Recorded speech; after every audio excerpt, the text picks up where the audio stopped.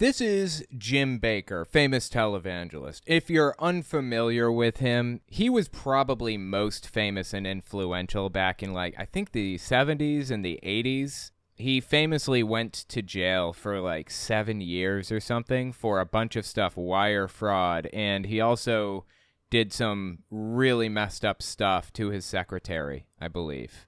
Eventually, he got it overturned, his charges, by claiming religious persecution because the judge basically said he was a disgrace to society and to religion. Apparently, the judge was religious too, a Christian, and was disgusted that he was making a mockery of Christianity. So he ended up getting his charges completely overturned after 7 years or something like that. And after getting out of prison, went right back on TV and continued on to scam gullible suckers out of every penny they own, of course. Anyway, he's a televangelist, if you're unfamiliar, who is obsessed with persecution, with the idea that he is persecuted and that everybody around him is going to be persecuted. Check this clip out, June 19th, 2019. I just want to give you a little bit of background on the guy, give you an idea of what he believes and who he is before talking about the main point of this, which is what he had to say about climate change recently. So give this video a watch, June 19th, 2019. Everybody, basically everybody except 3 people that I know of said that Donald Trump could not be elected. They said all the polls say he will not be elected. How come he was elected? Why would people look at scientific data and trust it? That's basically what he's saying. Now, people were way, way overconfident that Trump was going to be elected. I guess that's true. They should have been a little bit more wary. I think everybody learned their lesson on that one. But the polls were saying that it was leaning heavily in Hillary's favor. And for what it's worth, Hillary did win the popular vote. Trump lost the popular vote and still won the presidency. Something similar happened to George Bush. Because God's people voted. That's right. And the world knows it. That's right. The enemies of the gospel know it.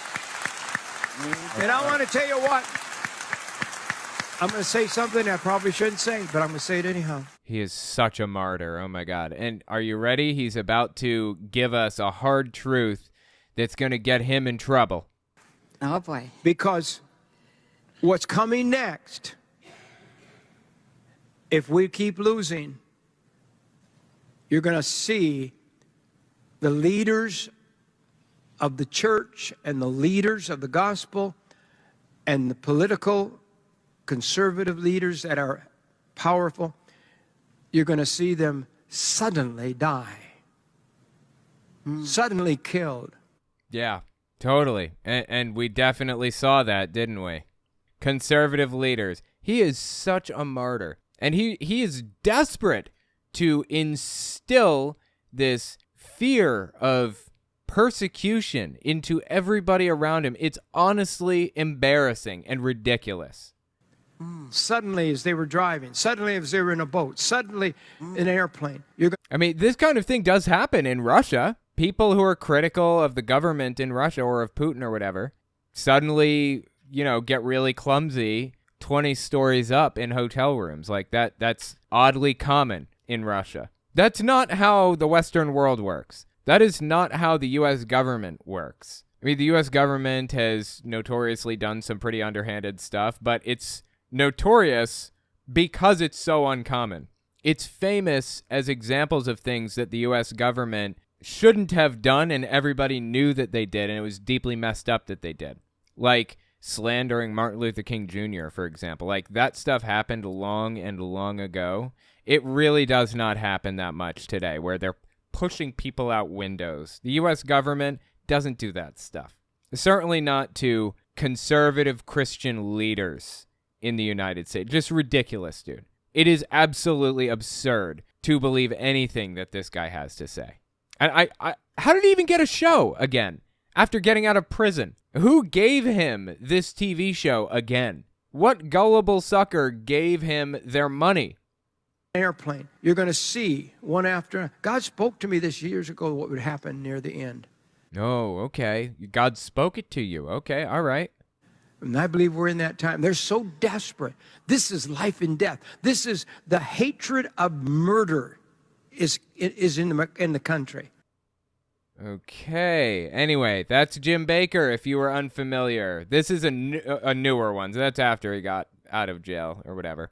Well, check this one out. Late December 2022, he had some things to say about climate change. If you haven't picked up on his pattern yet, the idea is to turn literally every situation into a point of persecution. He is being mistreated in some way through literally everything. Check this one out. This global warming business is anti-God. How you get there, Chief? If you don't believe God can run things, he created this world. And a lot of people, here's what God spoke to me. I'm going to show you something I've never shared before, I don't think. But God spoke to me. No, he didn't. This is completely made up. The sad part is that his audience believes this garbage. That a lot of people are not going to accept the signs, listen to me, of the second coming, that the rapture's near, because they're going to call it global warming problems. They're going to say earthquakes are global warming. Why would anybody say that earthquakes are global warming? They're completely unconnected from each other, aren't they? No. God has given that thousands of years ago. It was in his word. These are the signs. Okay, well, the thing about the signs of the times or whatever is that everything that was listed as the sign of the times, at no point in history, in human history, ever have those things not been present. We have always had earthquakes and tornadoes and hurricanes and storms and all whatever other thing was I don't even remember what was listed in the Bible as the signs of the times. Okay, the signs of the times. A general apostasy would precede the second coming of Christ. The gospel would be restored.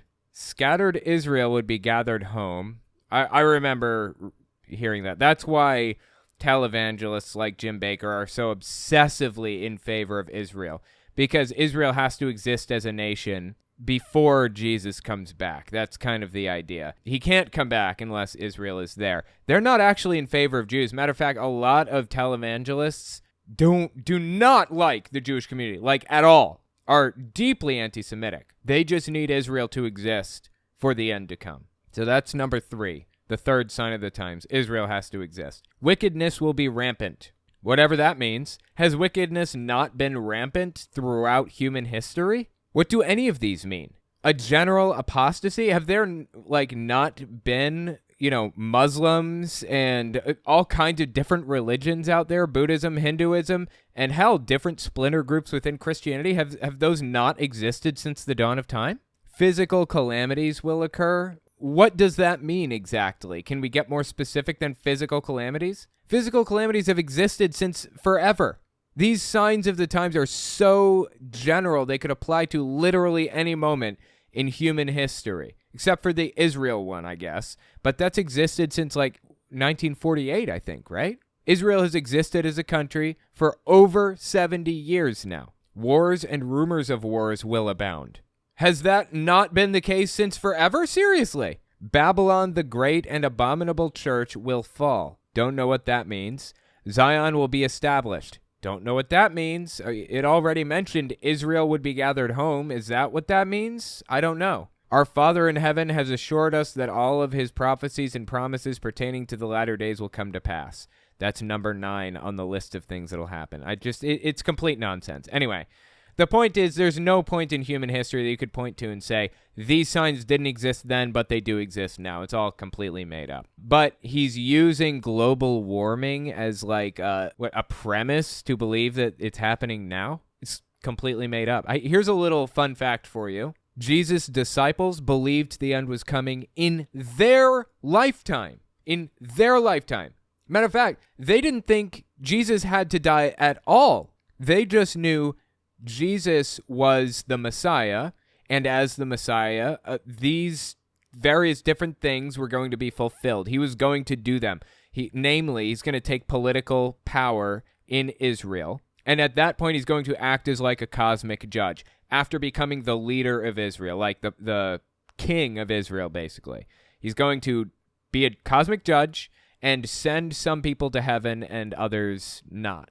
That's basically what they expected of the Messiah. Unfortunately, Jesus died before taking political power, which means he can't be the Messiah.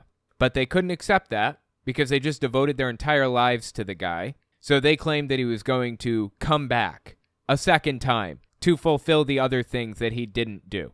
That is the only way that they could make their belief system fit and still follow this guy. So they not only did they think that Jesus was going to fulfill those things before he died, but when he did die, they thought that he was going to come back in their lifetimes to take control of Israel and send people to heaven, and then whatever other thing happened from there. And here we are, 2,000 years later, with nothing to show for it.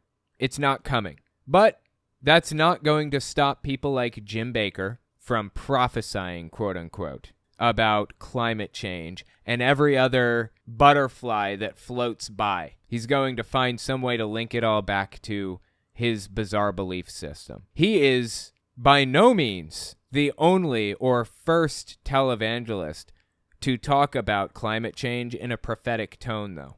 Check this out. Perry Stone, early August 2021. He's another televangelist. He had some things to say about climate change, too. Listen to this. In Revelation chapter 20, when Christ comes back to earth and sets up his kingdom, he's going to change everything. And there's going to be 1,000 years of peace. And so the sons of God, and these are the children of God, these are believers who return with Christ to set up the kingdom for 1,000 years. We're going to see a complete change in the earth, and that what we call the travail of creation or the travail of the earth will cease when the Messiah returns. So those who criticize believers now for not being, environmentally concerned or whatever, we know how the book ends. We know where... You may know how the book ends, but I do distinctly remember Jesus being a little unhappy about how people treated certain people or animals or treated the earth. What happened to the idea that we were supposed to take care of God's creation? Did people just forget that verse in Genesis? They remember the verse about hating gay people, but they forget the verse about taking care of the planet, about growing it into a big garden, into making it beautiful. What happened to that? They really zero in on the stuff that hits home for them, hating the people that they hate, but they forget about the stuff that's inconvenient. Like, why don't they zero in on something actually useful, like taking care of the planet? How the book ends. We know where this is going. We know how in the end when Messiah comes back. Look, folks, can I say something to you? Please do. And say it in love. It's wonderful to do all that we can to help the planet, but at the same time... Doesn't seem like he cares about taking care of the planet at all. Again, he's using this as the basis for the claim that this is the end or whatever. This is a sign of the apocalypse. All that we can to help the planet, but at the same time, if you know what the prophecy says, you know what's coming, and you know that real peace, real joy, and everything that men want will only happen with the return of the Messiah. So the bottom line behind what he's saying here is that we shouldn't care about taking care of the garden like God told us to. What we should care about is polluting to our heart's content because Jesus is coming back. We know how the book ends. Why should I care about taking care of the garden? I mean, this is actually a really hot topic in evangelical circles. Seriously, I had no idea. Like, I searched for climate change in my humongous heckin' clip collection that I have, and I came up with like a ton of results. There are a bunch of people that have been talking about climate change and how it's actually a sign of the times, or that it doesn't matter at all because Jesus is coming back, or whatever. They've been talking about this for a while. So we got Jim Bakker's take on it. We got Perry Stone's take on this. Check out Andrew Wommack's take. This is a friend of Kenneth Copeland. He's on Kenneth Copeland's TV network, the Victory Channel. And he's having a conversation here with a guy named Rick Green. He's a nonprofit CEO of an organization called Patriot Academy. It's a far-right extremist organization that's dedicated to indoctrinating children and other poor fools. So anyway, Listen to what they had to say mid-March 2022. I believe climate control is nothing but a ruse of the devil. You know, climate fluctuates, and I've seen Okay, no, you're thinking weather. Weather fluctuates. Climate is the overall general picture of the weather across various different regions, basically, from my understanding. I guess climate fluctuates, but I really get the impression he was talking about weather. I get the impression he has no idea what the difference is. And I've seen graphs on this thing, and they are attributing this to man-made climate change, and they're using this as, I mean, I believe, in my opinion, opinions are like noses. Everybody's got one, usually has a couple of holes in it. Yeah, except when we're dealing with scientific facts, there is no room for opinion. And also, what is with these stupid sayings that he had? This guy has so many stupid sayings that he busts out like this. But I believe that the environmentalists and climate change things, and their push to get rid of fossil fuels are what's empowered Putin to be able to go in and take over Ukraine. And people are dying because Christians aren't standing up and countering these things. So it's Okay, where he got all of that garbage from, you got me. not politics, it's just standing for truth. No, literally no to all of that, okay? Trying to go with renewable energy is empowering Putin. Is that what he said? It is literally the exact opposite. And I'm sorry, I cannot believe that he doesn't know that. He must know that. Russia's main export is oil and gas, fossil fuels generally. They're like a humongous gas station is basically what they are. They supply a ton of fossil fuels to Eastern Europe. When Russia invaded Ukraine, the sanctions hurt countries like Germany the most because they were relying on Russian fossil fuels to heat their homes through the winter. If we went all renewable, if we went with like wind turbines and solar panels and all the other stuff, even nuclear, if we went with like nuclear power, nuclear energy, and cut Russia off completely, they would die as a country. They wouldn't have a main export anymore if everybody went renewable, completely renewable. Energy independence is the key to world peace, honestly, in my opinion. Because everybody is constantly fighting over energy now. They're all fighting over resources like fossil fuels. The best thing that we can do to cut off Russia's influence across the world is to go to renewable energy. But facts don't matter to this guy or to any of the people that we've listened to so far. What matters is propagandizing and twisting things around and saying literally the exact opposite of the truth. This is the exact opposite of the truth. Before we continue, I just wanted to mention something. If you like what I do and you want to see me continue to do it, you can support me in a few ways. First, there's Patreon. That's probably the best way. But if you want to get something back for your support, you can check out my Teespring. Or you can check out my Telltale Unfiltered channel. I go through long-form, unhinged sermons from all kinds of people, from Hank Kunneman to Greg Locke to Jehovah's Witnesses. So give it a look. Links are in the description. Okay, now back to the video. I mean, some of these televangelists or evangelical pastors or thought leaders or whatever seem to accept that climate change is real, but like Tony Perkins, leader of the Family Research Council here, they say that Jesus is the answer, not actually trying to solve the problem, just Jesus. Listen to this one, mid-September 2021. Man is responsible for the changing climate. Our sin has corrupted the environment. It began in the Garden of Eden with the fall of man. Like, just that acceptance is actually a really big deal. And from somebody as high up as him.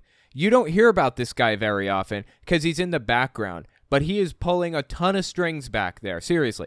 He is one of the most influential religious leaders in America today, in my opinion. Again, he's, I think, the founder of the Family Research Council, which is a think tank that recommends like federal judges and recommends like policy to Republican lawmakers. That's his whole thing. Incredibly influential.